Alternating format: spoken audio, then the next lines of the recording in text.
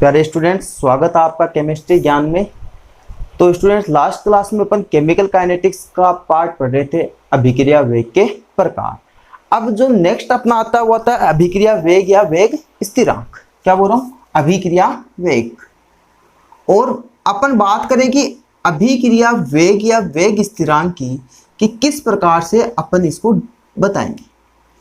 तो अपन जब इसके वेग, अभिक्रिया के वेग की बात करते हैं तो अपन एक सिंपल सा पॉइंट पढ़ते हैं कि हमने 11th क्लास में पढ़ा था द्रव्य अनुपाती क्रिया नियम। और द्रव्य अनुपाती क्रिया नियम जब किसी अभिक्रिया पे लगाते हैं तो अपन क्या बोलते हैं, क्या कहता है द्रव्य अनुपाती क्रिया का नियम? कि सर द्रव्य अनुपाती क्रिया के नियम के अनुसार कि निश्चित ताप पर टेम्परेचर क्या रखा जाता है? कांस्टेंट रखा जाता है, निश्चित रखा जाता है। तो अपन क्या बोलते हैं कि द्रव्य अनुपाती क्रिया नियम के अनुसार किसी अभिक्रिया के निश्चित ताप पर अभिकारकों की जो सांद्रता होती है वो अभिक्रिया के वेग के समानुपाती होती है। यही तो अपन बोलते हैं। तो अपन बोलते हैं कि सर अभिक्रिया का जो वेग होता है, क्या बोलते हैं? अभिक्रिया वेग वो क्या होता है? अभिकारकों की सांद्रता के समानुपाती होता है। और सांद्रता को अपन किससे लिखते हैं? बड़े कोष्ठक से रिप्रेजेंट किया जाता है। तो अपन बोलते हैं कि सर अभिक्रिया वेग के अंदर द्रव्य अनुपाती क्रिया नियम लगाते हैं। उसके अकॉर्डिंग किसी अभिक्रिया में निश्चित ताप पर अभिक्रिया का वेग अभिकारकों की सांद्रता के समानुपाती होता है। अब अपन यहाँ पे इसको एक एग्जाम्पल से समझते हैं कि सर किस प्रकार से अपन अभिक्रिया का वेग निकालेंगे या किस प्रकार से सर हम अभिक्रिया के वेग स्थिरांक के बारे में बताते हैं और उस पर द्रव्य अनुपाती क्रिया नियम कैसे अप्लाई करते हैं। तो सबसे पहले अपन बोलते हैं कि सर एक सामान्य अभिक्रिया ले लें हम, और इस सामान्य अभिक्रिया के अंदर अपन ले लेते हैं कि सर ए प्लस बी प्लस सी जो किस में चेंज हो रही है? उत्पाद में चेंज हो रही है। ठीक है।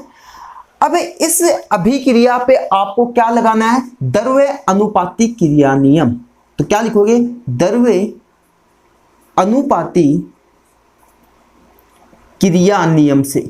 और जब आप ये नियम इस पे अप्लाई करते हो तो क्या होगा कि सर जो अभिक्रिया का वेग होगा,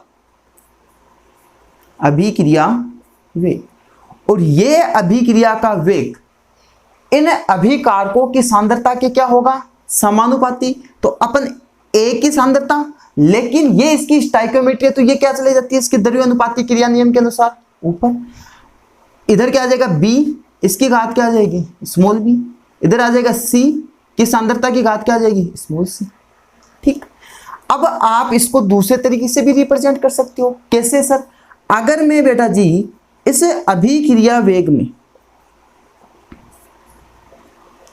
समानुपाती हटाऊं तो एक नियतांक आता है जिसे हम किससे रिप्रेजेंट करते हैं? के से। और हमारे पास आ जाएगा ए की सांद्रता की पावर ए, बी की सांद्रता की पावर स्मॉल बी, सी की सांद्रता की पावर स्मॉल सी।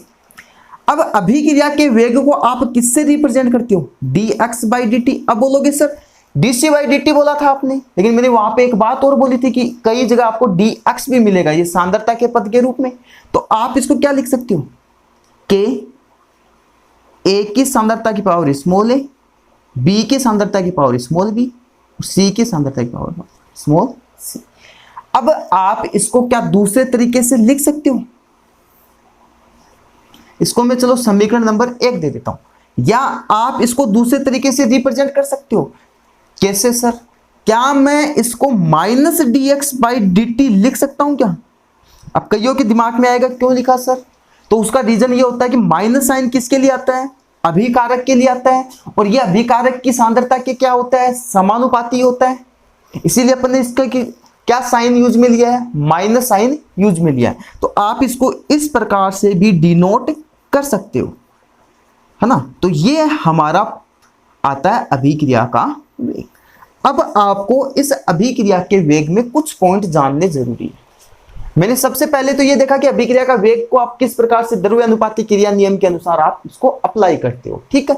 अब आपको इस अभिक्रिया वेग के अंदर कुछ पॉइंट जानने जरूरी है। जैसे मैं आपको ये बोलूं कि सर ये के क्या होता है, तो आप क्या बोलोगे? के सर एक समानुपाती स्थिरांक होता है, और ये जो के का मान होता है ना, के क्या बोल रहा हूं, समानुपाती स्थिरांक, और इस के का मान किस पे निर्भर करता है, इस के का मान पदार्थ जो हम ले रहे हैं उस पदार्थ की प्रकृति पर, ताप पर, या आदि होते हैं उन पे क्या करता है, ये निर्भर करता है। कौन, ये समानुपाती स्थिरांक। अब इस के को हम वैसे प्रॉपर नाम दे तो क्या बोल सकते हैं, के को हम सर वेग स्थिरांक, वेग नियतांक, वेग, क्या बोल रहा हूं, वेग स्थिरांक, वेग नियतांक, या विशिष्ट अभिक्रिया वेग नियतांक भी बोल सकते हैं अपन इसको, ठीक है। तो इसके कुछ नाम होते हैं। जैसे मैं आपको एक बात बोलूं, यहां पे ध्यान देना, इस पॉइंट को समझना मैं क्या बोल रहा हूं। जो हमारे पास जो समीकरण एक आई है, इसको अपन वेग व्यंजक, या इसको अपन क्या बोलते हैं, अभिक्रिया का वेग या वेग व्यंजक समीकरण कहा जाता है। और इसी के लिए अपन ये बोलते हैं कि सर मानो इसके अंदर सभी अभिकारकों की सांद्रता अगर बराबर हो जाए, समान हो जाए, मतलब ए की सांद्रता बराबर, बी की सांद्रता बराबर और सी की सांद्रता बराबर हो जाए, तो इस स्थिति में क्या हो जाएगा, तीनों की सांद्रता समान, यानी ए की पावर ए, बी की पावर बी, सी की पावर सी, तो ये सारा मान हो जाएगा इकाई। तो ये हो गया एक, और ये क्या हो गया, dx/dt बराबर क्या हो गया, के, dx/dt बराबर क्या हो गया, के हो गया। अब आप इसके लिए क्या बोलते हो कि सर अगर हम अभिकारकों की सांद्रता अगर समान है तो अभिक्रिया का वेग उस वेग स्थिरांक के क्या होता है, बराबर होता है।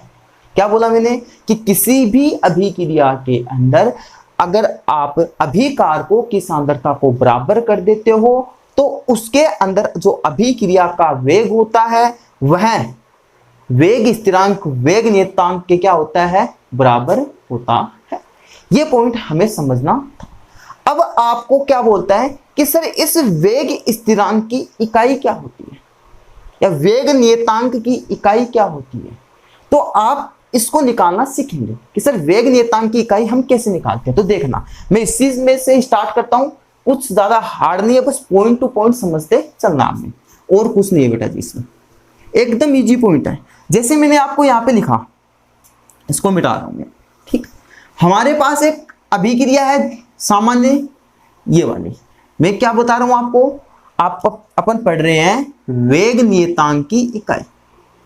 और हां, इस वेग नियतांक की इकाई में अपन एक लाइन लिखते हैं, अपन लिखते हैं कि सर वेग नियतांक की इकाई होती है वो अभिक्रिया की कोटि पर निर्भर करती है। क्या बोला मैंने कि सर वेग नियतांक की इकाई अभिक्रिया की कोटि पर निर्भर करती है। ये कोटि क्या होती है अपन ने पहले वाली क्लास में देखा था कि सर किससे कहते हैं, लेकिन अभी जस्ट अपन पढ़ेंगे भी कि अभिक्रिया की कोटि किस प्रकार से निकाली जाती है। तो अब आप सबसे पहले अपन देखते हैं कि सर हमारे पास एक सामान्य अभिक्रिया है, ये वाली। जब अपन इसका अभिक्रिया का वेग लिखते हैं तो ये आता है, और जब अपन इसके समानुपाती का साइन हटाते हैं तो हमारे पास ये जो नियतांक आता है जिसे अपन समानुपाती स्थिरांक कहते हैं। अब देखो ध्यान दो, अगर मैं अभिक्रिया के वेग को लिखूं तो क्या होता है, अरे अभिक्रिया का वेग अगर नॉर्मल अपन लिखे तो dc/dt, मतलब सांद्रता अपॉन समय। अरे क्या होता है, सांद्रता अपॉन समय। और ये क्या हो गया सर, ये के, ये किसको रिप्रेजेंट कर रहा है, ये रिप्रेजेंट कर रहा है सर सांद्रता को, जिसकी पावर क्या है a। बी भी किसको रिप्रेजेंट कर रहा है, अभिकारक की सांद्रता को, जिसकी पावर क्या है b। सी भी किसको रिप्रेजेंट कर रहा है, सी कर रहा है अभिकारक की सांद्रता को, और इसकी पावर सी। अगर मैं यहां पे इसको ऐसे रिप्रेजेंट करूं कि सर सांद्रता, और ये अगर समय ऊपर जाएगा तो इसके क्या आ जाएगा सर, इनवर्स, सांद्रता इंटू समय इनवर्स, बराबर क्या आ जाएगा, के सांद्रता की पावर ए, सांद्रता की पावर बी, सांद्रता की पावर सी। ये आ गया। अब क्या मैं यहां पे ये तीनों पद आधार समान है तो ये घाते क्या हो जाएंगी, जुड़ जाएंगी। तो यहां पे क्या आ गया, सांद्रता इंटू समय इनवर्स बराबर क्या आ गया, के सांद्रता की पावर क्या आ गई, ए प्लस बी प्लस सी। ये आई कि नहीं आई, क्या आई, सांद्रता इंटू समय इनवर्स के सांद्रता की पावर, अरे आधार समान है घाते जुड़ गई तो क्या आ गया, ए प्लस बी प्लस सी। अब मैं यहां पे ए प्लस बी प्लस सी बराबर एन ले लूं, क्या कि इन तीनों का जो योग है इसको किसके बराबर मान लूं, एन के। और ये एन होता है, इसी को अपन बोलते हैं अभिक्रिया की कोटि। अभिक्रिया की कोटि को किससे रिप्रेजेंट किया जाता है, एन से रिप्रेजेंट किया जाता है, एन से लिखा जाता है।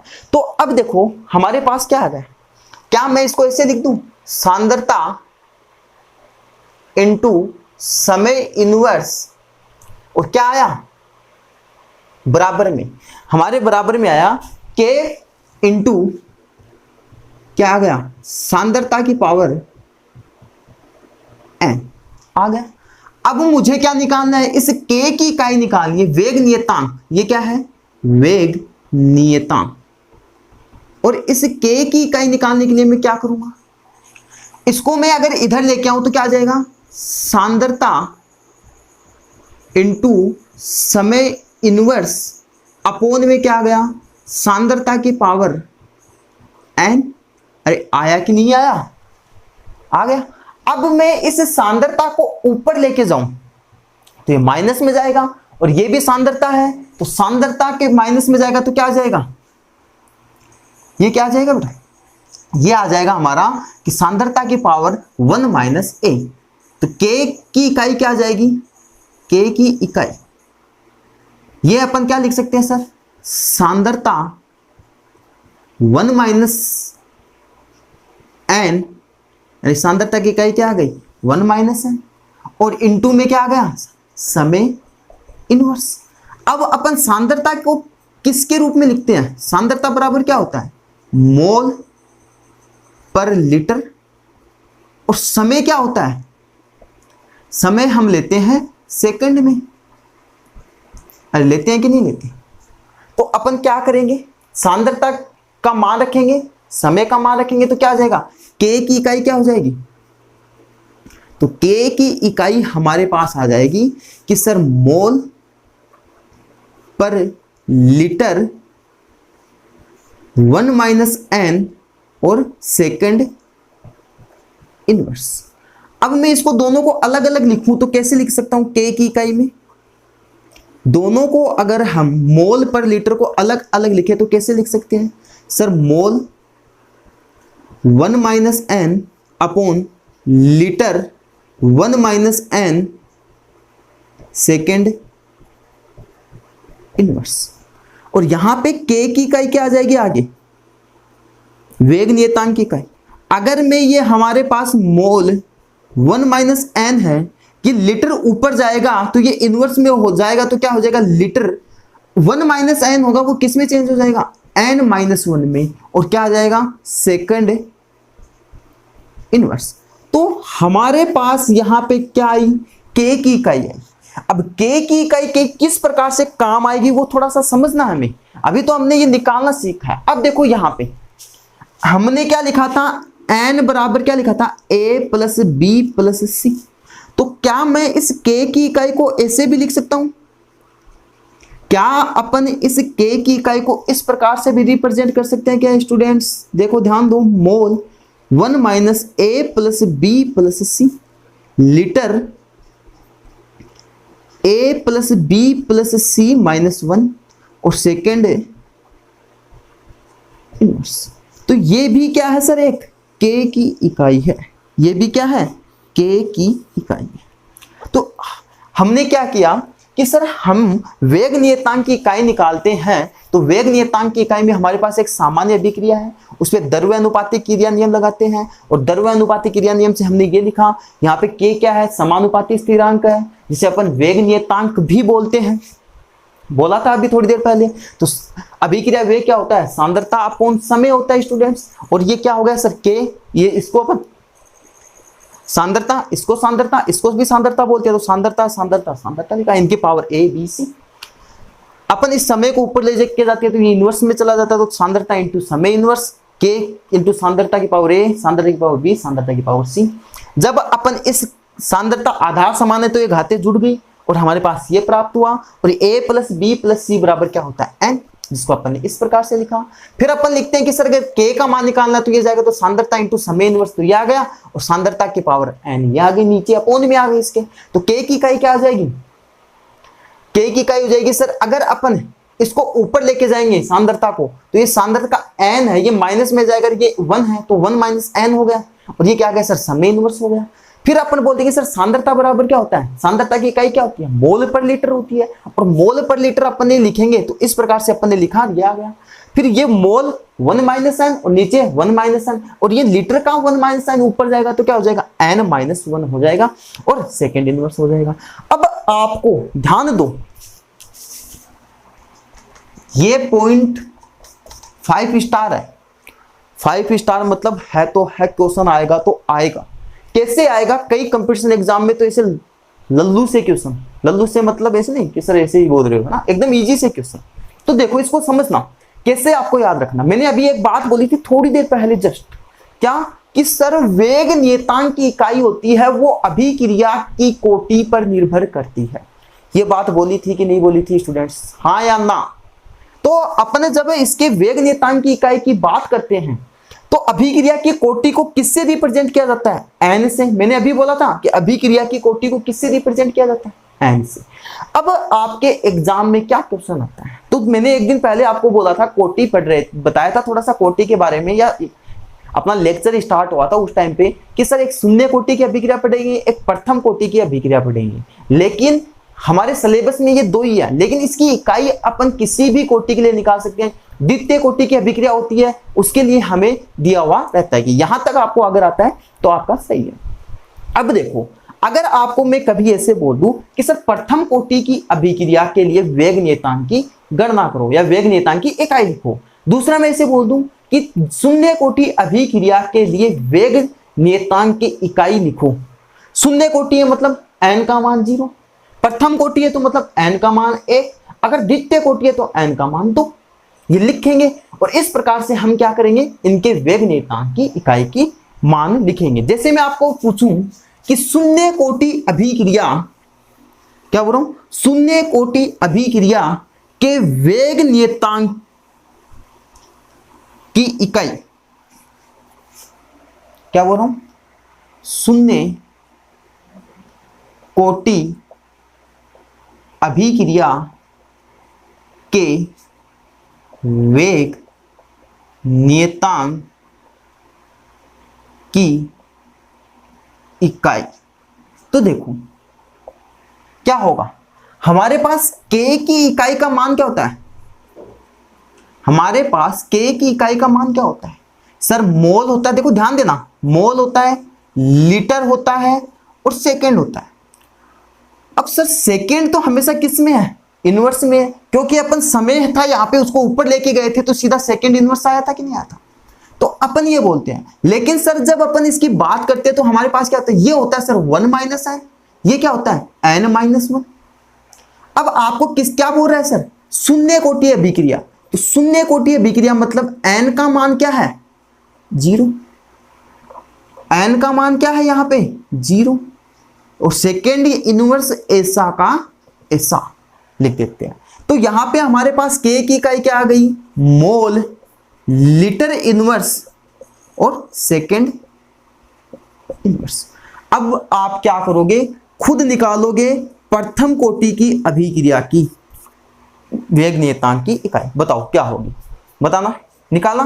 देखो अब ध्यान दो, अब क्या होगी, प्रथम कोटि के लिए हमें क्या करना है सर, हमारे पास के की इकाई क्या होती है, mole, 1 minus N, litre, N minus 1, second inverse. यहां से क्वेश्चन आया है कई कंपटीशन एग्जाम में, आपकी बोर्ड एग्जाम में तो कई बार रिपीट हुआ है क्वेश्चन। इस प्रथम कोटि का तो ज्यादा ही होता है कि प्रथम कोटि अभिक्रिया के वेग नियतांक की इकाई क्या होती है। तो अब देखो यहां पे मोल, इसका क्या हो गया, एन का मान 1, लीटर, एन का मान क्या होगा 1 और सेकेंड इनवर्स, तो ये मान क्या आ गया मोल की पावर 0 लीटर की पावर 0, तो ये क्या बच गया हमारे पास सेकेंड इनवर्स। अब देखो कई बार क्या होता है आपकी बोर्ड एग्जाम में आपको 1 नंबर का जो शॉर्ट क्वेश्चन आता है उसके अंदर आपको ऐसे नहीं देता कि ये प्रथम कोटि की अभिक्रिया है या द्वितीय कोटि की अभिक्रिया है, आपको सिंपल सा ऐसे बोल देता है कि ये एक सामान्य अभिक्रिया आपके पास जिसके वेग नियतांक का मान 2.68 गुणा 10 की घात -4 सेकंड इनवर्स है, तो इस अभिक्रिया की कोटि क्या होगी, तो क्या वेग नियतांक क्या मान है 2.4 गुणा 10 की घात -4 सेकंड इनवर्स, मतलब सेकंड इनवर्स किसकी इकाई प्रथम कोटि अभिक्रिया की, तो अभिक्रिया की कोटि क्या हो गई प्रथम कोटि। इसी क्वेश्चन को मैं से बोल दूं, आपके पास एक सामान्य अभिक्रिया है जो अक्ष चेंज हो रहा है y में, जिसके वेग नियतांक का मान 6 गुणा 10 की घात -8 mole litre inverse second inverse है, तो इस अभिक्रिया की कोटि क्या होगी, तो आप क्या बोलोगे कि सर इस अभिक्रिया की कोटि तो अपन बोलते हैं के की इकाई, सर के की इकाई तो अपन शून्य कोटि अभिक्रिया की होती है mole litre inverse second inverse, तो ये शून्य कोटि की अभिक्रिया होगी। अगर मैं आपको ये बोलूं कि द्वितीय कोटि अभिक्रिया के लिए के की इकाई क्या होगी, वेग नियतांक की इकाई क्या होगी, तो आप क्या बोलोगे द्वितीय कोटि है सर, इस n का मान क्या कर दोगे, ये n है तो इसका मान 2, ये सर 2, ये ऐसा कैसा, तो ये क्या होगा सर मोल इनवर्स क्या आ जाएगा मोल इनवर्स लीटर और सेकेंड इनवर्स। तो ये आपको ध्यान में रखना है कि इकाई किस प्रकार से निकाली जाती है, और इस इकाई से बहुत बार, एक बार नहीं रिपीट हो रहा है क्वेश्चन, यहां से आपको आता है कि वेग नियतांक की गणना करो या वेग नियतांक की इकाई की गणना कीजिए, या वेग नियतांक क्या होता है या अभिक्रिया का वेग क्या होता है, या आपको बोल देता कि ये आपके पास अभिक्रिया तो इसकी इकाई क्या होगी, या आपको बोल देगा कि इकाई का मान ये है वेग नियतांक का मान ये है, तो आप हमें बताइए कि ये अभिक्रिया की कोटि क्या होगी। तो इस प्रकार से आपकी एग्जाम में कई बार ये क्वेश्चन पूछा गया है, तो ये चीज आपको ध्यान में रखनी है। एकदम से इजी है, कोई डाउट नहीं आना चाहिए, अगर फिर भी कोई डाउट हो तो वो पूछ लेना, ठीक है। अब अपन चलते हैं नेक्स्ट पॉइंट की ओर। तो अब अपन पढ़ेंगे अपना नेक्स्ट पॉइंट की अभिक्रिया की कोटि क्या होती है। क्या बोल रहा हूं, अभिक्रिया की कोटि क्या होती है। और अभिक्रिया की कोटि बड़े ही काम की है आपके चैप्टर के अकॉर्डिंग भी, क्योंकि थोड़ी 1-2 लेक्चर के बाद अपन ये देखेंगे कि सर शून्य कोटि अभिक्रिया होती है, उसके वेग नियतांक की गणना तो अपन ने देख लिए वैसे, लेकिन उसके साथ उसके एग्जाम्पल्स भी देखेंगे, उसके वेग नियम यानी अवकल वेग समीकरण भी ज्ञात करेंगे, इसी प्रकार से प्रथम कोटि में करेंगे। तो लेकिन आपको सबसे पहले तो ये जानना होगा कि सर अभिक्रिया की कोटि क्या होती है, ऑर्डर ऑफ रिएक्शन, अभिक्रिया की कोटि, कोटि कोटि नमन, ऐसे नहीं कि सर कोटि कोटि कोटि नमन।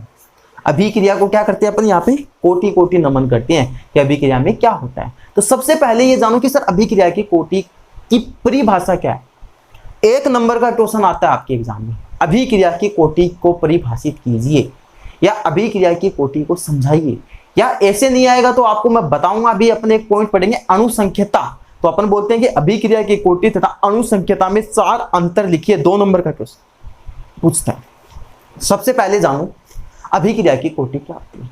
अपने पास कोई भी एक रासायनिक अभिक्रिया है, क्या बोल रहा हूं, अपने पास कोई भी एक रासायनिक अभिक्रिया है, उस रासायनिक अभिक्रिया के अंदर अभिक्रिया की कोटि का क्या तात्पर्य है, कि आप कैसे बताओगे कि अभिक्रिया की कोटि क्या होती है। तो एक सिंपल सा मतलब निकलता है, ध्यान देना कि किसी भी रासायनिक अभिक्रिया के अंदर अभिक्रिया की कोटि से तात्पर्य है कि उस रासायनिक अभिक्रिया में भाग लेने वाले अणुओं व परमाणु की संख्या से, कि उसके कितने अणु व परमाणु भाग ले रहे हैं, यानी कौन से अभिक्रिया में भाग लेने वाले कौन से भाग।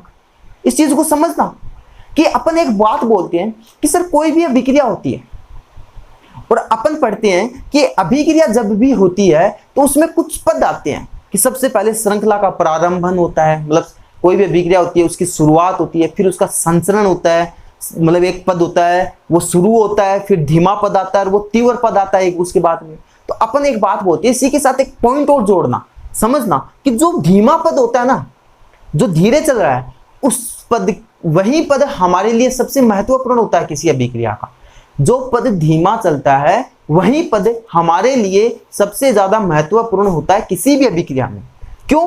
क्योंकि उसी पद के द्वारा हम अभिक्रिया का ढंग से अध्ययन कर पाते हैं, उसके वेग का निर्धारण कर पाते हैं। तो अपन क्या बोलते हैं कि किसी भी अभिक्रिया के अंदर, अभिक्रिया की कोटि से तात्पर्य है कि उसके वेग निर्धारक पद में भाग लेने वाले परमाणुओं व अणुओं की संख्या क्या कहलाती है? अभिक्रिया की कोटि कहलाती है। लेकिन अगर अपन इसकी दूसरी परिभाषा देना चाहें, दूसरी परिभाषा क्या कि सर अगर मानो अपन इसको प्रायोगिक रूप से बोलें तो क्या बोल सकते हैं? मैंने दोनों परिभाषा आपको पहले भी बताई है। तो आप बोल सकते हो कि किसी भी अभिक्रिया के अंदर भाग लेने वाले क्रियाकारक अणुओं के घातांक पदों का योग, क्या बोल रहा हूं? क्रियाकारक अणुओं के घातांक पदों का योग क्या कहलाता है? अभिक्रिया की कोटि कहलाता है। सर हमें यह परिभाषा समझ में नहीं आई, एग्जाम्पल से अच्छे से समझ में आएगी, ध्यान देना। अपन बात करते हैं एग्जाम्पल की। एग्जाम्पल में अपन बोलते हैं कि हमारे पास एक अभिक्रिया Na प्लस N2B चेंज हो रही है, ये प्रोडक्ट में, उत्पाद में क्या हो रही है? ये चेंज हो रही है। यहां पे अगर हम अभिक्रिया का वेग लिखे, क्या लिखे? अभिक्रिया वेग, तो क्या लिख सकते हो? आप लिख सकते हो कि A की पावर N1 और B की पावर N2। लेकिन अभिक्रिया की कोटि क्या होती है यहां पर? अभिक्रिया की कोटि, तो क्या बोलोगे? मैंने अभी बोला था अभिक्रिया की कोटि को किससे रिप्रेजेंट किया जाता है? N से रिप्रेजेंट किया जाता है। तो मैंने अभी क्या बोला? अभिक्रिया में भाग लेने वाले, ज्यादातर अपन जो केस यूज करते हैं वो प्रायोगिक रूप से ऐसे सीधा निकाल देते हैं, लेकिन अपन वेग निर्धारक पद भी काम में लेते हैं। जैसे अपन पढ़ेंगे अपन इसके एग्जाम्पल कि वेग निर्धारक पद में किस प्रकार से काम में आता है। तो अपन क्या बोलते हैं कि इसके अंदर जो अभिकारक हैं, ये A और B, इनके घातांक पदों का योग, जैसे N1 प्लस N2 क्या कहलाएगी? अभिक्रिया की कोटि कहलाएगी। तो अगर मैं आपसे एक एग्जाम्पल दूं आपको कि 2A चेंज हो रहा है उत्पाद में, तो इसकी कोटि क्या होगी? तो आप क्या बोलोगे? सर अभिक्रिया का वेग क्या होगा? सबसे पहले तो अभिक्रिया वेग आप क्या लिखोगे? के A की पावर, तो अभिक्रिया की कोटि क्या होगी? अभिक्रिया की कोटि N बराबर क्या हो जाएगी? 2, जिसके लिए आप क्या लिख सकते हो? द्वितीय कोटि अभिक्रिया। 2 है तो द्वितीय कोटि अभिक्रिया। इसी प्रकार से मैं अगर आपको एक और एग्जांपल दे दूं कि A प्लस B चेंज हो रहा है उत्पाद में, प्रोडक्ट बना रहा है, तो आप पहले तो इसका अभिक्रिया वेग लिखो। तो अभिक्रिया वेग क्या आ जाएगा? A की सांद्रता इंटू B की सांद्रता, K इंटू A की सांद्रता इंटू B की सांद्रता। अभिक्रिया की कोटि में सीधा शॉर्ट में लिख रहा हूं, N से समझ जाना क्या आ जाएगा? इसकी पावर 1 है, इसकी पावर 1 है, 1 प्लस 1 कितना हो गया? 2। तो अभिक्रिया की कौन सी कोटि की हुई? द्वितीय कोटि अभिक्रिया, सेकंड ऑर्डर रिएक्शन, द्वितीय कोटि अभिक्रिया। ठीक है, समझ रहे हो? अब देखो, सबसे पहले कि अभिक्रिया की कोटि की अपन ने परिभाषा पढ़ी, सिंपल सा एक बार रिवाइज करो इसको।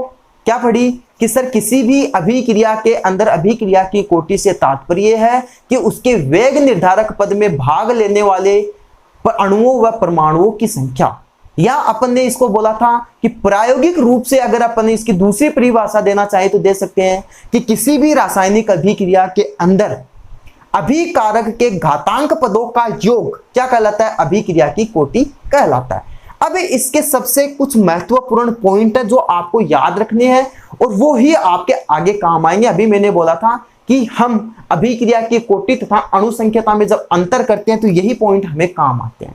तो सबसे पहले जो पॉइंट की बात करते हैं तो अपन ये बोलते हैं कि सर अभिक्रिया की कोटि होती है वह एक प्रायोगिक मान होती है। वह क्या होती है सर? एक प्रायोगिक मान होता है। अभिक्रिया की कोटि क्या होती है? प्रायोगिक मान।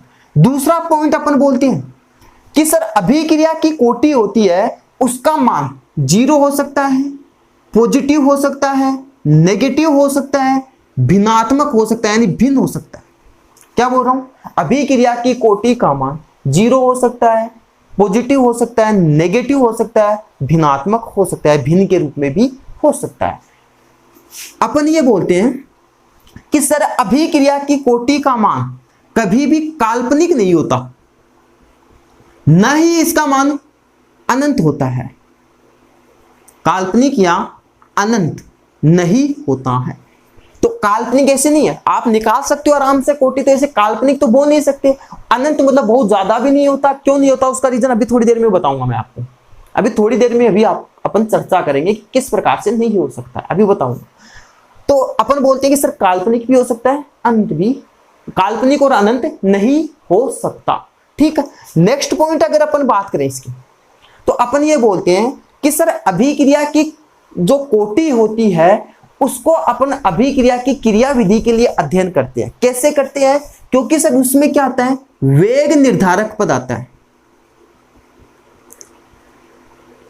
मतलब इसमें क्या काम में लिया जाता है, वेग निर्धारक पद काम में लिया जाता है। तो इस प्रकार से अपन क्या बोलते हैं कि सर अभिक्रिया की कोटि होती है, उसके अंदर हम क्या करते हैं कि सर उसकी क्रिया विधि का अध्ययन किया जाता है। क्यों? क्योंकि सर उसके अंदर वेग निर्धारक पद आता है। नेक्स्ट अगर अपन बात करें तो अपन बोलते हैं कि सर इसका मान होता है वो अधिकतम से अधिकतम कितना हो सकता है, 3 हो सकता है। अब ये पॉइंट इससे रिलेट करेंगे। कैसे? अपन ये बोलते हैं कि सर केमिस्ट्री के अंदर ज्यादा से ज्यादा अपन 3 प्रोडक्ट मिलाते हैं तो वो एक सर्टेन डायरेक्शन आती है, मतलब एक निश्चित दिशा में टक्कर होती है उनकी। लेकिन जैसे जैसे अणुओं की संख्या होती है तो उनके अंदर टक्कर सही तरीके से प्रॉपर ढंग से नहीं होने के कारण अपन इसकी कोटि का निर्धारण इसी के आधार पे तो करते हैं कि सर ये कितने अपने अभिकारक लिए हैं, उनके घातांकों का योग। तो उसी के आधार पे क्या किया जाता है, इनका मान निकाला जाता है। तो ये चीज आपको समझ में आनी चाहिए कि किस प्रकार से अपन अभिक्रिया की कोटि बता सकते हैं। अब अपन बोलते हैं इनके कुछ क्वेश्चन। तो क्वेश्चन करने से पहले आप इनको निकालना आना चाहिए कि किस प्रकार से आपको वेग में ये मान दे रखे हैं 1 2, जिसकी जो घातांक पदों का योग होगा उसको योग करो, जोड़ो, वही उसकी अभिक्रिया की कोटि हो जाएगी। स्टूडेंट्स अब आपके सामने कुछ क्वेश्चन लिखे हुए हैं और इन क्वेश्चन में आपको बताना है कि अभिक्रिया की कोटि क्या होगी। 4 क्वेश्चन ये है, अभिक्रिया की कोटि क्या होगी। ये 3 क्वेश्चन आपको ये देखे हैं, ठीक है, लेकिन ये क्वेश्चन थोड़ा सा अलग है, इसको बाद में समझेंगे अपन। सबसे पहला आपको देखना है कि इनमें अभिक्रिया की कोटि क्या होगी। पहले कुछ से कर दे कि ट्राई करो। तो देखो सबसे पहला आपको काम क्या करना है, अभिक्रिया वेग दे रखा है और अभिक्रिया की कोटि n बराबर क्या होता है, अभिकारकों के घातांक पदों का योग। तो 1/2 प्लस 3/2 कितना हो जाएगा, 4/2 मतलब 2, मतलब कैसी अभिक्रिया है, द्वितीय कोटि की अभिक्रिया, सेकंड ऑर्डर रिएक्शन है कि नहीं है, है। अरे सिंपल सा काम है। नेक्स्ट अगर अपन बात करें तो अपन इसमें भी क्या करेंगे सर n बराबर क्या हो जाएगा, इसको जोड़ेंगे 3/2 और ये प्लस में -1 आएगा तो ये क्या हो जाएगा -1, तो ये क्या आ जाएगा, हाफ आ जाएगा हमारे पास। अरे क्या आ जाएगा, हाफ। और इसको अपन क्या बोलेंगे, आधा है तो अर्ध कोटि अभिक्रिया, क्या बोलेंगे, अर्ध कोटि अभिक्रिया। नेक्स्ट यही काम इसमें हमें क्या देखना है, वेग नियम ये दे रखा है हमें, इसके घातांक पदों का योग क्या है, तो n बराबर क्या हो जाएगा सर 1/2 प्लस 2, कितना आ गया सर 2, या आप क्या बोल सकते हो 5/2, जिसको आप क्या बोलोगे सर द्वितीय अर्ध कोटि अभिक्रिया, सेकंड हाफ ऑर्डर रिएक्शन। द्वितीय, अरे 2 तो है तो द्वितीय, आधा है तो इसके लिए क्या ले लिया, अर्ध कोटि अभिक्रिया। और ये वाला तो खुद से कर लो, बताया था मैंने अभी थोड़ी देर पहले, क्या कि सर हमें इसके अंदर कुछ दे नहीं रखा है, हमें इसके अंदर कुछ दे नहीं रखा है, हमें क्या करना है, ये सर मात्रक हमें ये k की इकाई दे रखी है, ध्यान दो क्या दे रखी है, k की इकाई दे रखी है और मान किस में दे रखा है, सेकंड इनवर्स में। और सेकंड इनवर्स मान किसका होता है, प्रथम कोटि अभिक्रिया के लिए, तो आप क्या बोलोगे कि ये जो अभिक्रिया की कोटि होगी वो प्रथम कोटि अभिक्रिया होगी। तो अपन ने ये क्वेश्चन एकदम इजी है, ऐसे क्वेश्चन आ जाते हैं, समझ गए होंगे क्या बोलूंगा, लल्लू से क्वेश्चन आ जाते हैं। तो इस प्रकार से अपने को करना है। अब देखो इस क्वेश्चन पे आओ आप, ध्यान दो, बड़ा इंपॉर्टेंट क्वेश्चन है और बड़ा काम का क्वेश्चन है। ये क्वेश्चन तो आपकी बोर्ड एग्जाम 2019 में भी आया था और ये लगभग 2018 में आया हुआ क्वेश्चन है, 2018 या 17 में क्वेश्चन आया था ये। अब इसको करना कैसे है, पहले क्वेश्चन पढ़ो। मैं जब भी आपको ये बोलता हूँ क्वेश्चन करो तो उसको सबसे पहला काम आप क्या करोगे, क्वेश्चन पढ़ा करो ध्यान से और क्वेश्चन को देखो क्या दे रखा है, क्या पूछ रहा है, क्या बोल रहा है। अक्ष का वाई में रूपांतरण लीजिए, कर देते हैं सर अक्ष का वाई में रूपांतरण द्वितीय कोटि बल गतिकी के अनुरूप होता है। अब समझे सर हम, मतलब सर अगर हम अभिक्रिया वेग लिखेंगे तो हम किसका लेते हैं, अक्ष मतलब अभिकारक की सांद्रता के घातांक पदों का योग, और कौन सी कोटि, द्वितीय कोटि बोल रहा है तो इसकी घातांक कितनी आएगी सर, 2 आएगी। समझना इस चीज को क्या बोल रहा हूं, अक्ष का वाई में रूपांतरण हो रहा है, अभिक्रिया का वेग लिखना आपको तो मेन चीज अभिक्रिया का वेग चाहिए, और वो वेग किस प्रकार से लिखोगे। तो आपको बोल रहा है कि इसका जब रूपांतरण होता है तो अपन बोलते हैं कि सर अभिक्रिया वेग में अगर अपन कोटि की बात करते हैं तो कोटि के लिए अपन अभिकारक लेते हैं, और अभिकारक क्या है, अक्ष, और ये कौन सी कोटि का है, द्वितीय कोटि का है, तो इसकी घात क्या हुई, 2। कोटि किस प्रकार से, ये घातांक पदों का योग। अब आपको आगे क्या बोल रहा है, यदि अक्ष की सांद्रता 3 गुनी कर दी जाए, क्या बोल रहा हूं, अक्ष था, मैं लिख देता हूं यहां पे, अक्ष की सांद्रता 3 गुना करने पर, तो देखो ये अक्ष था, इसको अपन ने क्या कर दिया सर, 3x कर दिया, अक्ष की सांद्रता को क्या कर दिया, 3x, 3 गुना कर दिया सर। अब आप लिखोगे अभिक्रिया वेग, लेकिन ये अभिक्रिया वेग इसके समान तो नहीं रहेगा, क्यों, ये चेंज हो गया, तो अभिक्रिया वेग इसके डेश लगा दो, क्या आ जाएगा सर, k, या आप इसको सीधा लिखो तो k के रूप में, यानी अभिक्रिया वेग k क्या आ जाएगा, अक्ष 3x का स्क्वायर।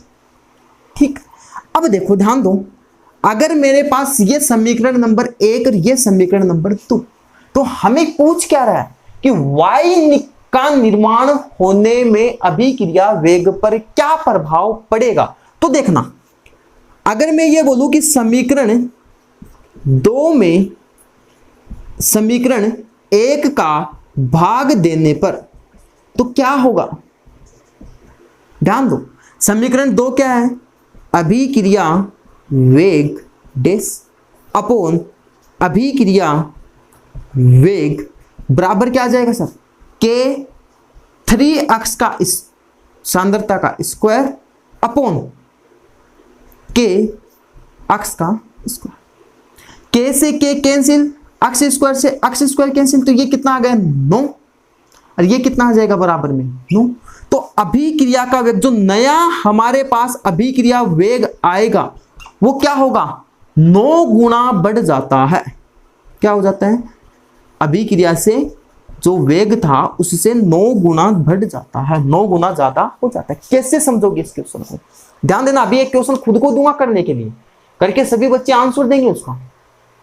अणु है, अक्ष का वाई में रूपांतरण हो रहा है, ये यहां तक सबको समझ में आया, ये भी समझ में आया कि 3 गुना कैसे की। अब ये हमने क्या लिखा, इसका वेग, अभिक्रिया का वेग लिख दिया। अब देखो आपको बोल रहा है कि निर्माण पे वेग पे क्या प्रभाव पड़ेगा। जो ये वेग पहले कितना था, हमें पता था कि सर ये इतना है, लेकिन सर जैसे ही अपन अभिक्रिया वेग है उसकी अभिक्रिया के अंदर इस अक्ष की सांद्रता को 3 गुना कर देते हैं, तो ये कितना गुना हो जाता है सर, 9 गुना ज्यादा हो जाता है। कौन सा वेग, अभिक्रिया का जो वेग डेश है वो। ठीक है, ये क्या होता है, जो अभिक्रिया का वेग होता है वो 9 गुना बढ़ जाता है। हमें क्या प्राप्त होता है सर, अभिक्रिया का नया जो वेग होता है उसके निर्माण में वो कितना होता है, 9 गुना जो अभिक्रिया का वेग रहता है वो, यानी 9 गुना बढ़ जाता है। अब एक क्वेश्चन में आपको देता हूं करने के लिए। तो स्टूडेंट्स आपके सामने अभी ये क्वेश्चन है, ध्यान दो और क्वेश्चन को एक बार पढ़ो कि एक अभिक्रिया ए के प्रति प्रथम और बी के प्रति द्वितीय कोटि की है। अब आपको 3 क्वेश्चन पूछ रहा है। पहला, अवकल वेग समीकरण लिखो। दूसरा, कि अगर बी की सांद्रता 3 गुना कर दे तो वेग पे क्या प्रभाव पड़ेगा। तीसरा कि ए व बी दोनों की सांद्रता 2 गुना कर दे तो वेग पर क्या प्रभाव पड़ेगा। खुद से ट्राई करो। एक मैं बताता हूं, बाकी दोनों क्वेश्चन के आंसर आप कमेंट में बताएंगे कि कितने आते हैं। अगर नहीं आएंगे तो अपन इसको नेक्स्ट क्लास में सोल्व करवा देंगे। तो आप लोग सभी इस क्वेश्चन को करने की कोशिश करना, नहीं आता तो अपन करवा देंगे नेक्स्ट क्लास में, लेकिन सबसे पहला है कि ट्राई करो, ठीक है। तो अपन देखो, सबसे पहला मैं एक अवकल वेग समीकरण मैं बता देता हूं, उसके बाद में आप ट्राई कर लेना। अपने को बोल रहा है कि एक अभिक्रिया है, वो ए के प्रति क्या है, प्रथम कोटि की, बी के प्रति क्या है, द्वितीय की, ठीक है। तो हम क्या लिखते हैं कि सर अगर हमें लिखना है अवकल वेग समीकरण मतलब अभिक्रिया का वेग, तो क्या लिखोगे कि ए के प्रति प्रथम कोटि है मतलब उसकी घातांक कितनी है 1, बी के प्रति द्वितीय कोटि की है तो घात कितनी आ गई सर 2। ये क्या आ गया सर, हमारे पास अभिक्रिया का अवकल वेग समीकरण आ गया। कुछ है ही नहीं सर, अरे कुछ है ही नहीं। अब आपको बोल रहा है बी की सांद्रता 3 गुना कर दे तो वेग पर क्या प्रभाव पड़ेगा, इसकी 3 गुना, दोनों की सांद्रता 2 गुनी कर दे तो वेग पर क्या प्रभाव पड़ेगा। ये क्वेश्चन आपको करना है। फिर भी अगर कोई डाउट आए तो उसका सॉल्यूशन अपन नेक्स्ट क्लास में करते हैं।